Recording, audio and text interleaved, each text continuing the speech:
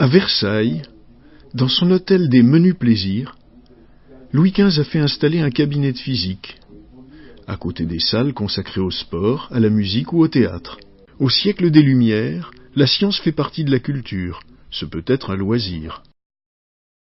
Dans ce cabinet, l'abbé Nollet enseigne aux enfants du roi les lois de la nature. Il montre aux nobles de la cour toute une série d'expériences à l'aide de ces instruments dorés à l'or fin. En électricité, les expériences ne se font pas qu'avec des instruments. Ici, un jeune garçon, suspendu par des cordes isolantes et électrisé par contact avec un tube de verre frotté, attire avec ses mains petits morceaux de papier ou feuilles d'or. Expérience facile à reproduire. Et on la reproduit partout en Europe au XVIIIe siècle. Ici, en Angleterre, dès 1727. Là, en Allemagne. Certaines expériences constituent de véritables spectacles. Ainsi, dans la galerie des glaces, Nollet fait traverser par une décharge électrique 180 gardes royaux se tenant par la main. Devant la cour au complet, tous les soldats sursautent en même temps. L'expérience de la chaîne humaine rencontre un grand succès, jusqu'au Japon. C'est encore une expérience facile à répéter.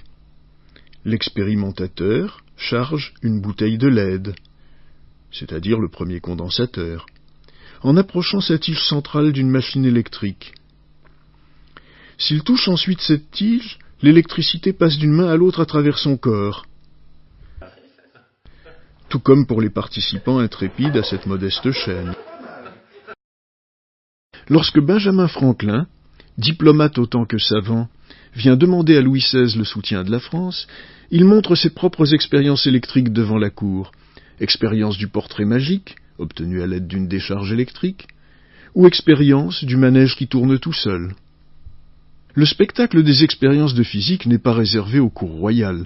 Les mêmes expériences ou à peu près sont montrées dans les cabinets de physique des nobles, comme Voltaire, dans des cours publics, dans les boutiques des marchands d'instruments scientifiques, et jusque dans les foires ou sur les boulevards. L'électricité va se donner en spectacle au peuple, comme dit Nollet. Des démonstrateurs publics parcourent l'Europe, attirant un public de curieux. Les amateurs de science leur achètent des instruments pour faire eux-mêmes toutes sortes d'expériences. Ils publient des articles décrivant leurs observations. On peut, par exemple, produire des étincelles particulièrement sonores. Ou faire un lien entre l'électricité et le feu. Jaillissant d'un doigt, le feu de l'étincelle se communique à l'alcool. Les décharges dans les gaz raréfiés imitent l'aurore boréale. Les doigts de l'expérimentateur peuvent même en varier à l'infini le dessin. Dans le pistolet de Volta, des décharges déclenchent des réactions chimiques explosives, et l'émoi du public. Des étincelles tracent sur des carreaux de verre des lettres de feu. Sur ces carreaux étincelants, elles font apparaître toutes sortes de dessins lumineux.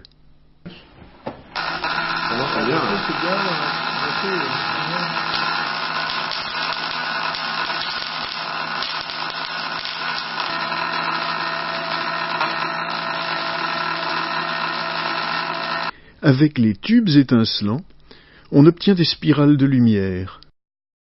De petits intervalles séparent les losanges métalliques qui tapissent le tube. Dans ces intervalles jaillissent les étincelles.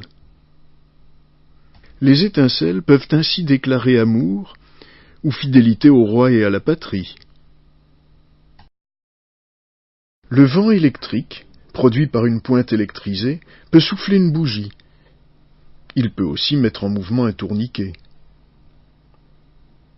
Dans l'expérience de la fontaine électrique, l'électrisation écarte les gouttes les unes des autres et élargit le jet. On fait danser des pantins ou, à défaut, de petites boules. Reproduite en grand au Palais de la Découverte, cette expérience était réalisée avec des appareils plus modestes. On peut encore faire sonner les cloches, celles d'un carillon, qui peut d'ailleurs être constitué de simples disques de laiton. À Londres comme à Paris, on montre que la décharge électrique peut traverser les rivières. Les expériences visent aussi à montrer que l'électricité est présente dans toute la nature. Dans le ciel, elle provoque la foudre. Pour éloigner la foudre des clochers des églises où elle tombait facilement, on faisait souvent sonner les cloches, au risque de la vie du sonneur. Franklin propose de faire écouler l'électricité des nuages orageux jusque dans le sol. Une pointe métallique verticale attirera le feu du ciel, affirme-t-il, et le conduira à l'intérieur de la Terre par l'intermédiaire d'une chaîne métallique. Avec l'expérience de la petite maison, on voit que si la chaîne est interrompue, la maison n'est pas protégée. Le spectacle ne doit pas seulement amuser ou étonner, il s'agit aussi d'instruire par les yeux. Le paratonnerre, plus efficace que les sonneries de cloche, devient le symbole du triomphe de la science sur la superstition. Le savant incarne l'idéal des Lumières, il se montre utile à la société grâce à sa maîtrise de la nature. L'électricité agit aussi à l'intérieur des corps vivants. Certains trouvent qu'elle accélère le pouls, qu'elle agit sur les animaux et sur la croissance des plantes. Ne serait-elle pas la source de la vie ? Des électrisations et des applications de décharge sont effectuées sur des malades devant un public choisi, afin de convaincre de l'efficacité de cette nouvelle thérapeutique. Cette électricité médicale part à la conquête du monde. Certains prêtent même à l'électricité des vertus érotiques. Je sais où se trouve mieux cette vertu presque magique, savamment nommée électrique. Jeune beauté, c'est dans vos yeux. Le baiser électrique est pourtant peu romantique. Le choc ressenti dans les dents manque de tendresse. Enfin, l'électricité peut créer des œuvres d'art. Le savant allemand Lichtenberg décrit un procédé pour obtenir des figures étonnantes. Déplacer une tige métallique électrisée à la surface d'un disque isolant. Puis verser une certaine poudre sur le disque. Il apparaît alors des figures différentes selon que la tige est électrisée positivement ou négativement.